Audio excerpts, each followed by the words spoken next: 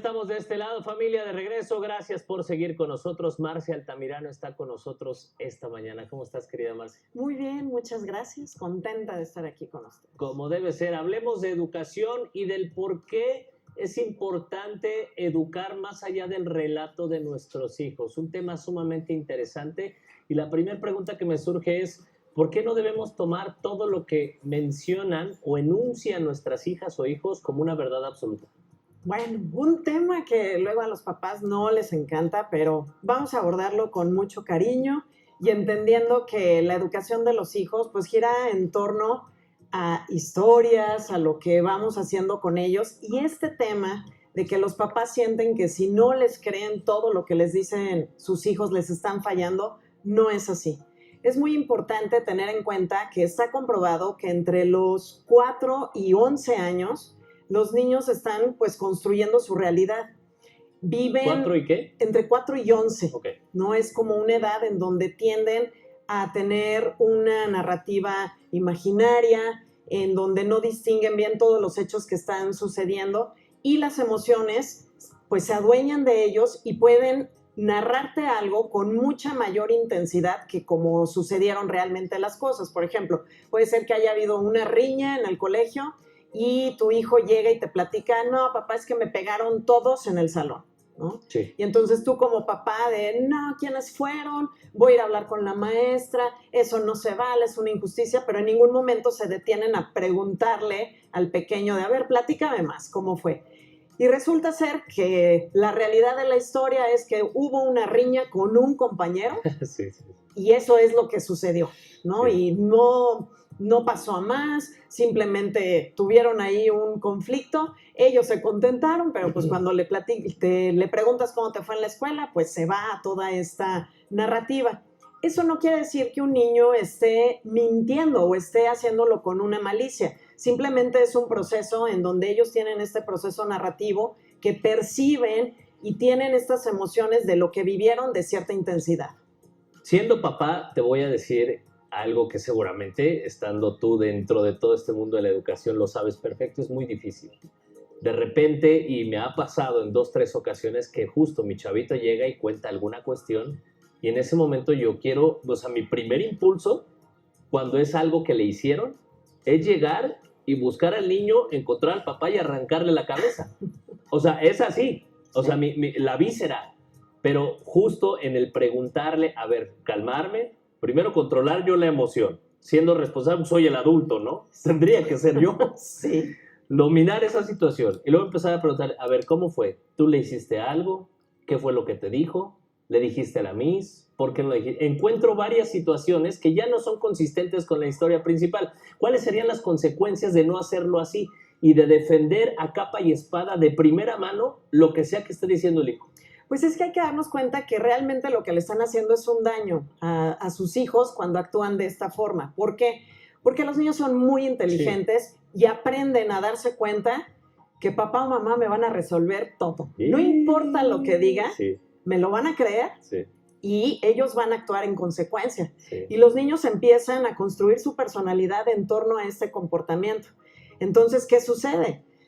Son familias que se van pues convirtiendo también en conflictivas porque dicen, no, es que el papá se pone súper alterado porque todo lo que dice su hijo lo toman como cierto, ¿no? Y siempre su hijo está bien. Y entonces los niños van a tener estos patrones en donde saben, una, que los defienden a capa y espada. 2, que no le quieren fallar a papá o a mamá, entonces van a hacer lo que sea para ellos siempre quedar librados. Y puede ser que sí suceden situaciones, y ahí no me quiero, ahora sí que no responsabilizar o decir que no pasa. Sí suceden situaciones, pero hay que escuchar siempre las dos versiones para realmente que tu hijo aprenda a distinguir.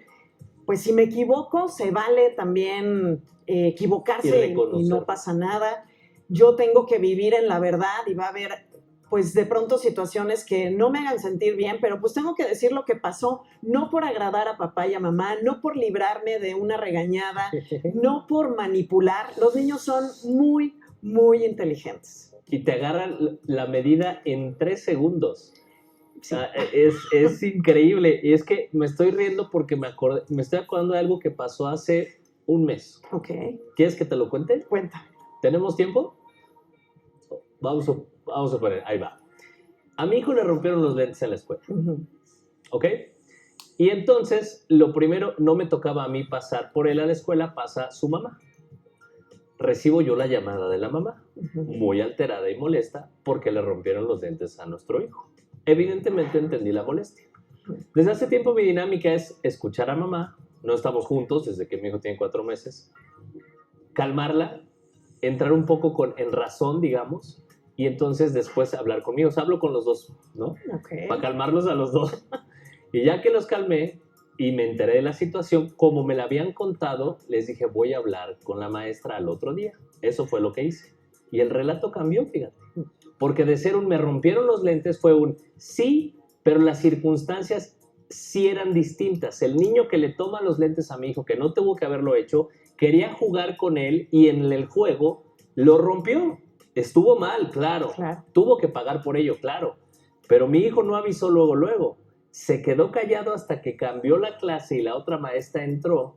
Y entonces ahí hubo una omisión también por parte de mi hijo y una cierta complicidad porque él entendió que era un juego. Tan entendió que era un juego que trataron de resolverlo entre los dos niños. Entonces sí te das cuenta como un conflicto original que hubiera sido como una rencilla personal de lo agarraron y eso es bullying y se convirtió en un... Sí. ¿No era eso? Claro, y eso es lo que sucede y además de pronto los papás toman partido obvio por su hijo. Pues sí, claro. Empiezan lo que hemos platicado a etiquetar al otro que bueno, ya es un malvado, le rompió los lentes, no hay que invitarlo nunca a nada más. No le hables. No le hables y además empiezan a hacer esta mala Sí, fama sí, los sí. papás Sí. entre ellos. Y ellos están súper bien, ¿no? Es esta serie que está ahora de Serpientes y Escaleras, es tal Sí. cual el ejemplo de Sí. lo que sucede en estas dinámicas. Entonces, hay que tener mucho cuidado en cómo lo abordamos. Hoy en día existe esta parte que los papás sienten que quizá sus papás no fueron muy comprensivos con ellos porque está viendo todo este cambio generacional de cómo era la crianza anteriormente. Y entonces en el decir, no, a mí no me pusieron atención, a mí no me defendían, yo voy a hacer exactamente lo contrario. Entonces se van al otro extremo Sí. de yo le creo absolutamente todo lo que dice mi hijo y de verdad que Ok. les ocasionan este daño de lo que puede suceder y más que estar construyendo una autoconfianza, estarlos ayudando a desarrollarse de una manera sana, les están quitando esta gran enseñanza de hacerse responsables de sus actos. Y algo que sucede también es que los papás sienten que cuando el hijo pues fue el que hizo y no el que le hicieron, híjole, es que yo como papá estoy fallando, ¿no?